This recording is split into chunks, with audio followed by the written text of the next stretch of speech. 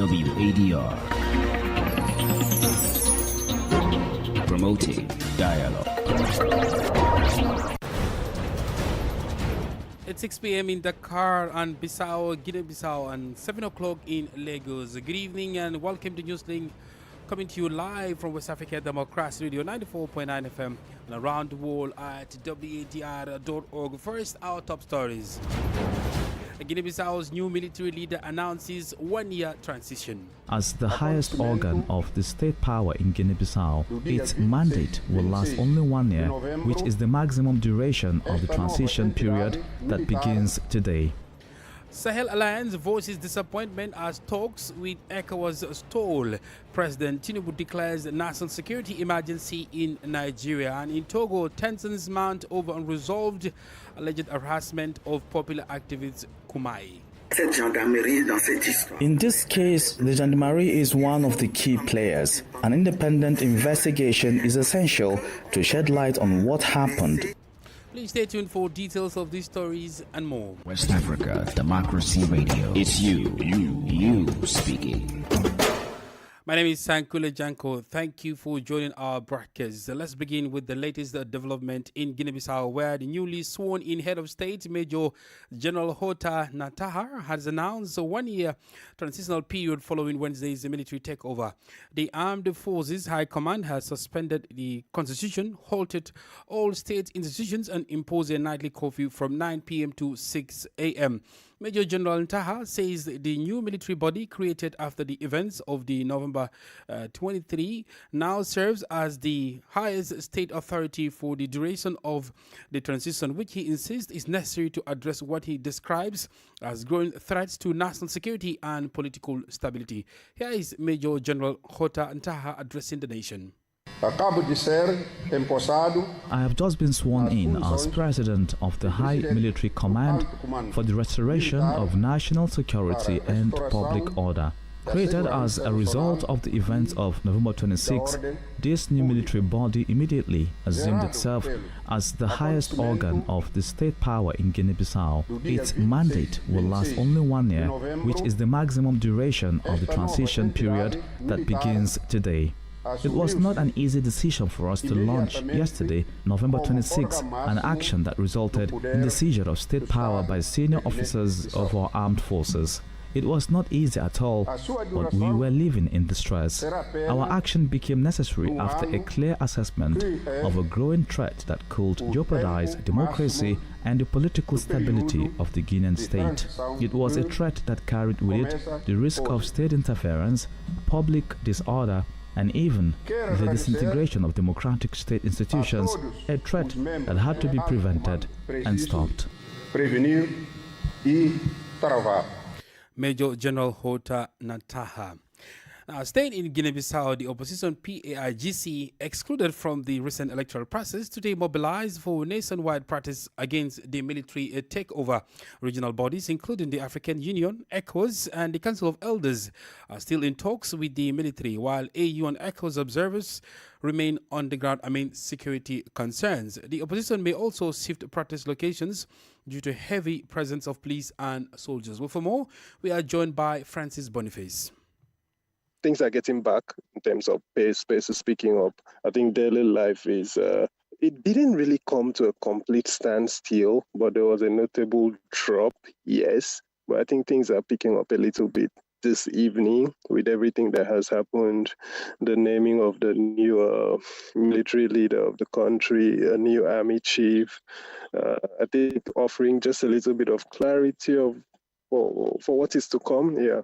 Now, Francis, while Guinea-Bissau and, of course, the region awaits more details from the junta in Guinea-Bissau, we also heard that there was protest organized by party members or loyalists of the PAIGC candidate. Tell us more about that. Well, there were protests, yeah, especially around downtown, especially where you have the Interior Ministry. There were protests around that area by PAIGC members and also people supporting the opposition candidate, Fernando Diaz, who, of course, the PAIGC and the PI Terra Ranca coalition is supporting also. So there were protests How successful that was is left to be seen because, of course, the authorities are really putting their foot down right now, being that they're just fresh into power. They're going to do everything possible to possibly clamp down on that and make sure that nobody's voice is heard more than theirs at this moment. Well, do you think this is just a one-day show, or it's going to continue, and in what form or format? Supposing there is a crackdown on these protesters there, if they could take to social media platforms as seen in other countries? There are signs of discontent. How that will manifest is left to be seen. But there are signs that there are discontent. Obviously, there are discontent in the system. We're supposed to have a new president-elect today, but instead we are having a new military leader. So obviously there is a lot of discontent in the air. How exactly that would manifest, whether it will be in form of a sustained protest and dissent campaign, or whether that will happen on social media, is just left seen. But definitely there is discontent in the air. Francis Boniface is speaking to my colleague Abdullah Hassan as things evolve in Guinea-Bissau. Meanwhile, the ECOWAS Authority of Heads of State convened an emergency virtual meeting today, Thursday, November 27, 2025. Chaired by ECOWAS Chairperson and Sierra Leone President Julius Maada Bio, the emergency meeting was focused on the Guinea-Bissau political and security situation following the coup. Details of the meeting are not yet known, but it was attended by regional leaders, representatives, and AU Chairperson Mahmoud Ali Yusuf. Now, Ghana has strongly condemned the military takeover in Guinea-Bissau, describing it as an unconstitutional assault on democracy. In a statement released on Wednesday, the Ministry of Foreign Affairs said Ghana is profoundly concerned about the military takeover, which erupted just days after Guinea-Bissau held peaceful presidential and legislative elections on November 23. The ministry is urging the swift restoration of constitutional rule. From Accra, Nadi Dictator reports. The government of Ghana has issued a firm statement denouncing the coup d'etat carried out by elements of the military in Guinea-Bissau. The Foreign Affairs Ministry says the action disrupts the democratic process and undermines the will of the people who voted in presidential and legislative elections on November 23. The statement further expresses deep concern over the attempted overthrow, warning that it's dangerously derails the country's democratic trajectory and obstructs the anticipated release of results scheduled for November 27. Ghana is calling for immediate reinstatement of constitutional order and insists that any disputes from the polls be resolved peacefully, transparently, and within legally recognized mechanisms. The statement also demands protection of citizens and foreign nationals, especially officials of the ECOWAS Election Observation Mission currently in Guinea-Bissau, whose safety and secure passage must be guaranteed. The Ghanaian government is urging the people of Guinea-Bissau to remain calm and avoid actions that could escalate tensions. The statement concludes by reaffirming Ghana's support for ECOWAS and the African Union in their coordinated response in line with regional commitments to democracy, good governance, and constitutional rule. For WEDR, Nadidi Tete, Accra. More stories coming up on West Africa Democracy Radio. Newslink continues. Leaders from the Sahel Alliance states say talks with West Africa's main regional bloc have stalled. Meeting in Ouagadougou for the second AU's Heads of State Summit, foreign ministers from Burkina Faso, Mali and Niger expressed disappointment over the breakdown in dialogue with ECOWAS. Abdullah Hassan reports. President Bola Tinubu says Nigeria is entering what he calls a national security emergency following repeated attacks across several northern states. In a statement, foreign ministers from the Alliance of Sahel State AES gathered in Ouagadougou to prepare for their upcoming Heads of State Summit set for December 22 to 23 next year in Bamako. Their main goal this week is to complete a document to present to the transitional presidents of Mali, Burkina Faso and Niger. However, discussions have been overshadowed by frustration. Mali's Foreign Minister Abdoulaye Diop, chairing the meeting, expressed regret on behalf of the three nations over the stalled talks with ECOWAS despite repeated efforts by the alliance to restart dialogue. The ministers recalled a crucial meeting in Bamako on May 22, 2025 that marked the first official talk since Bamako, Ouagadougou and Niamey withdrew from ECOWAS in early 2024 and was seen as a positive step. Unfortunately, the ministers believe that ECOWAS failed to build on that momentum. Job called it, and I quote, regrettable that ECOWAS did not act on this opportunity, stressing the shared interests of West African nations. The alliance also noted that ECOWAS had promised at its June summit in Abuja to continue talks, but that has not yet happened. Currently, the deadlock is blocking efforts to improve relations between the Sahel Alliance and the wider West African community. This situation could affect commerce and cross-border trade, travel, and other diplomatic privileges. Abdullah Hassan with that report. Elsewhere, Nigeria's President Bola Tinubu has declared a nationwide security emergency as armed attacks and mass abductions intensify in parts of the country.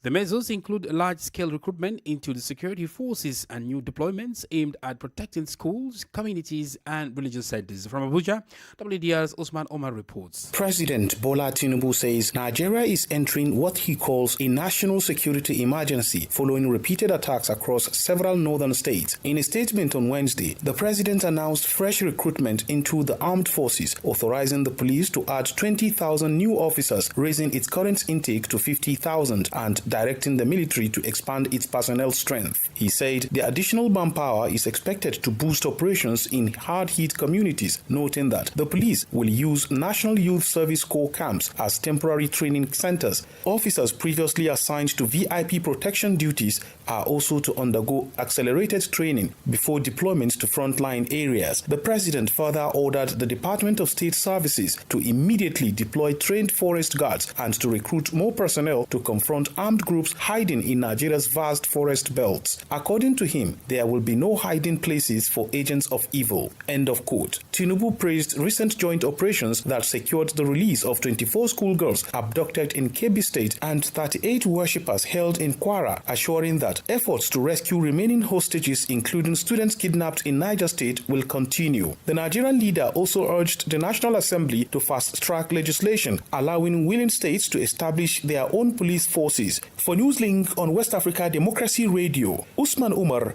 reporting from Abuja. In Togo, Grace Kumai case continues to fall in tensions. The young activist's accusation of rape and inhuman treatment against law enforcement have deeply divided public opinion despite the National Gendarmerie's categorical denial. The reaction of certain political parties, including CDPA, has further inflamed the debate. Let's join Augustine Coley for more. The explanations given by the gendarmerie regarding the Grace Kumai case have not really convinced political parties or civil society. Member of Parliament Bridget Ajamago Johnson, who is the Secretary General of the CDPA party, says, Madam Picoy is raising an issue of extreme gravity, a crime, specifically rape, allegedly committed in custody by individuals whose role is to protect citizens from such acts under normal circumstances. The prosecutor has taken up the case to uncover the truth. However, not only does this truth remain obscured, but efforts are also being made to intimidate and block progress towards its revelation. The parliamentarian is calling for an independent investigation in order to restore trust. In this case, the gendarmerie is one of the key players. An independent investigation is essential to shed light on what happened, because this matter cannot simply be allowed to fade into oblivion. We demand to know the truth and to ensure that the law has been upheld. Earlier this week, midwife and political activist Grace Kumai reiterated her accusations against the gendarmerie in a written message from her cell at Lomé Central Prison. Kumai says she was sexually assaulted and mistreated during her arrest last June by gendarmes, accusations that were rejected a few days ago by the National Gendarmerie. A report by WDR's Sylvia Wadr in Lomé, voiced by Augustine Coley. You're listening to Newslink on West Africa Democracy Radio 94.9 FM Dakar. Here is a reminder of our top stories.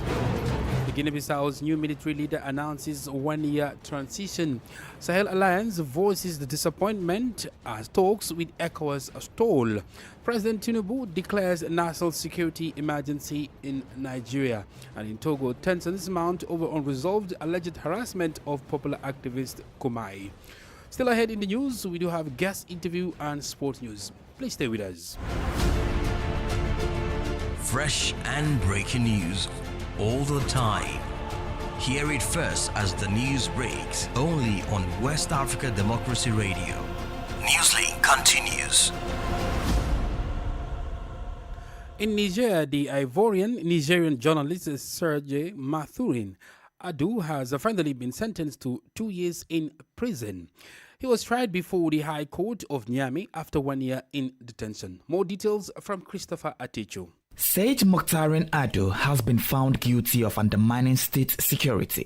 His name was mentioned by Burkinabe authorities in a suspected plot to destabilize the country in September 2024.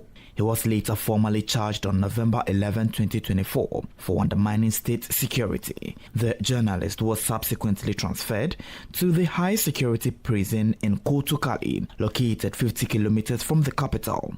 During his trial, the prosecution stated that Sage Mokhtarin Adu had collected a package from a person involved in the destabilization plot against Burkina Faso. The journalist denied the allegations and said he was a collateral victim. While the public prosecutor had requested a 20-year prison sentence, the judges ultimately sentenced him to 2 years in prison, granting him mitigating circumstances. Following the conviction of the Nigerian Ivorian journalist, the Ivorian authorities say they are closely monitoring the case and are multiplying efforts to obtain a pardon, or failing that, a reduction of the sentence. Authorities are working on a diplomatic intervention in favor of the journalists. Christopher Atichu filed that report. In Liberia, the Senate Chamber and the House of Representatives have initiated budget hearings for the fiscal year 2026.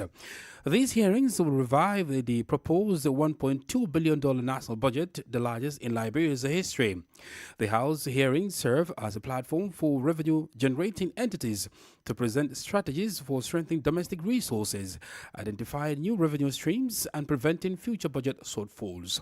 WDR's Monrovia correspondent Abraham Parker reports. The joint committees, both at the Senate and the House of Representatives, have identified the priority issues for the 2026 budget review, including the Aslamenta 200 million senator bonus, revenue projections by the Liberia Revenue Authority, and debt servicing and borrowing. They also plan to demand county-level revenue breakdowns and push for digital transparency tools for public tracking of budget flows. Mark Ajuri, Chairman, House Committee on Ways, Means and Finance, emphasized the importance of transparency and fiscal prudence throughout these hearings. Our task is to interrogate the revenue assumptions that underpin this budget to ensure that they are not only realistic but also just. It is the details of the group and now commend our scrutiny. Appearing before the committee, Liberia Revenue Authority Commissioner General James Dobojala reported that as of November 17, 2025, the LRA had collected $715.3 million in domestic revenue. He projected $1.4 billion in domestic revenue and $72 million in external resources for fiscal year 2026. We are confident, based on our current performance trajectory and the reforms we are implementing, that we will meet and hopefully surpass our 2025 domestic revenue target. The budget hearings are expected to continue in the coming days with appearances from additional government institutions. For Newslink on WADR,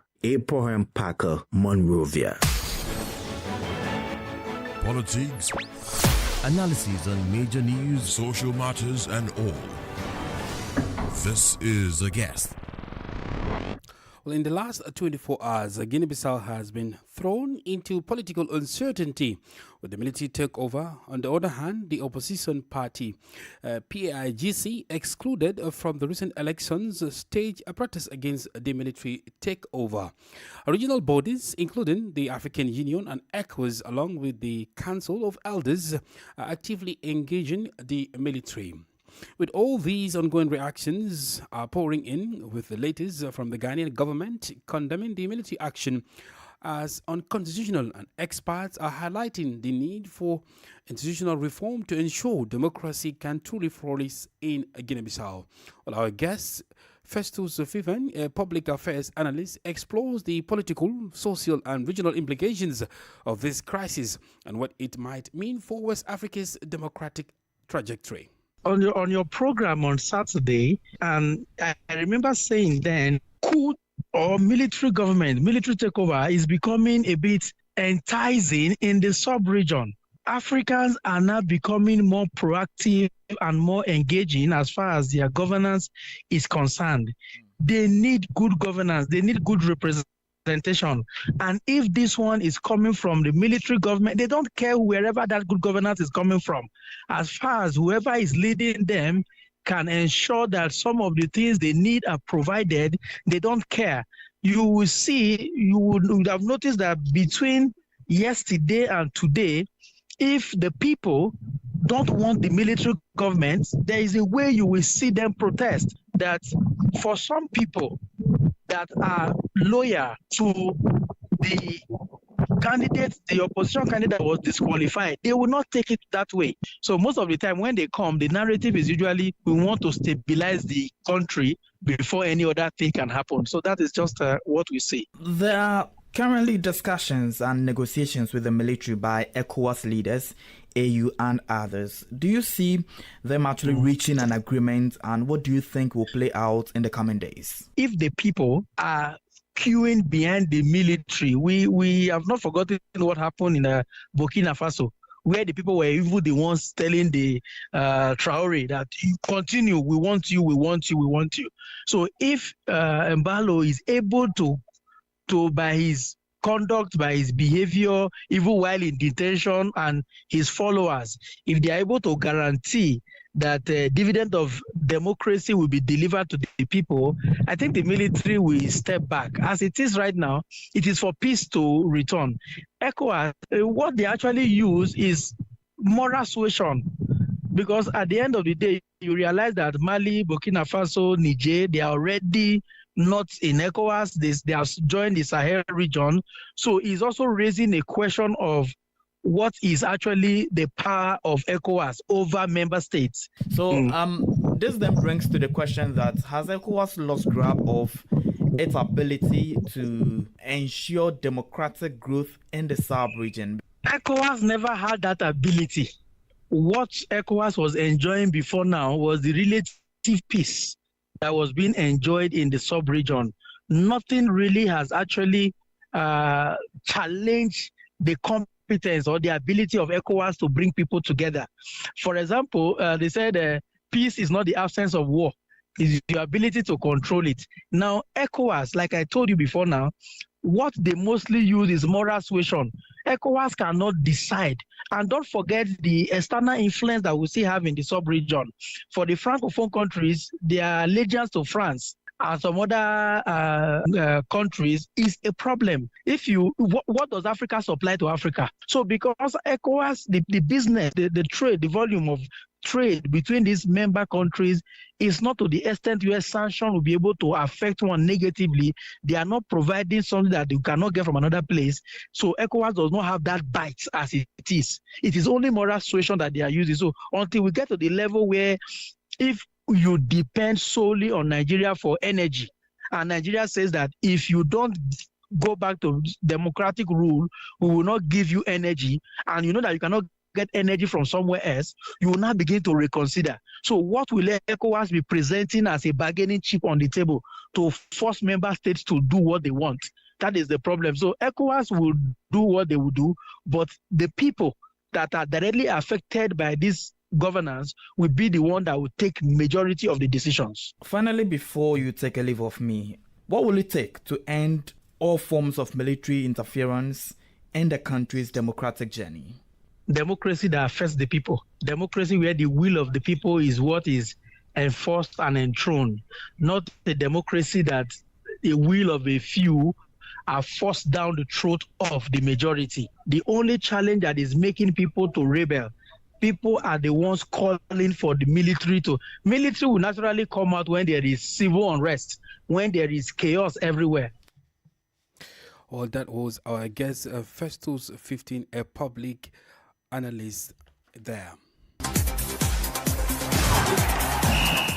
Well, in the world of sports, in the UEFA Champions League, Arsenal continued their perfect run with a 3-1 win over Bayern Munich, their fifth straight win of the league phase. The result hands Bayern their first defeat of the season and guarantees the Gunners at least a place in the knockout playoffs. On a remarkable night in Greece, Kylian Mbappe scored all 4 goals in Real Madrid's 4-3 win over Olympiacos, including the competition's second fastest hat-trick. Despite Olympiacos taking an early lead, Mbappe's explosive burst turned the game around, and his fourth proved decisive as Madrid held on to win. Well, holders Paris Saint-Germain, PSG also impressed, beating Tottenham Hotspur 5-3 thanks to a Vitinha hat-trick, keeping their strong league phase form intact. There were big wins elsewhere. PSV Eindhoven stunned Liverpool 3-1 at Anfield, handing the Reds their 9th defeat in 12 matches, would you believe? In Madrid, a 93rd minute header from Jose Mario Gimenez gave Atletico Madrid a 2-1 victory over Inter Milan, while Sporting CP maintained their perfect home record with a 3-0 win over Genk. And that's it. We've come to the end of this edition of Newslink on West African Democracy Radio, broadcasting from Dakar, Senegal. Thank you for listening, and many thanks to Faliluso and Mustafa Sek for the technical assistance. Do interact with us via our social media platforms X and Instagram, and on Facebook at WADR English. We stream it live at wadr.org. Coming up at the bottom of the hour, that is right next after the news, is our environment program, Enviroscope with Abdullahi Hassan. I am Sankule Janko. Good evening. And many thanks to you for listening to Newslink via Hot 104.3 FM, New Me FM 94.0, Hilltop Radio 104.7 FM, and Veritas Radio 102.9 in Banjul, the Gambia. We also appreciate our listeners in Liberia via Alternative Youth Radio 98.9 FM, Lofa County, Radio Kagama 94.5 FM, Nibe County, DCN Radio 91.3 FM, Riverside County, Wakat FM Radio, Banga, Liberia, Radio Gulf FM 91.3 Sierra Leone in Nigeria, and Love 104.5 FM Abuja. For you listening via Radio Pad 95.1 Damango, Savannah region, and on Royals FM 104.7 Wenchi, Ghana, we say a big thank you. Remember, West Africa Democracy Radio is all about you, your views,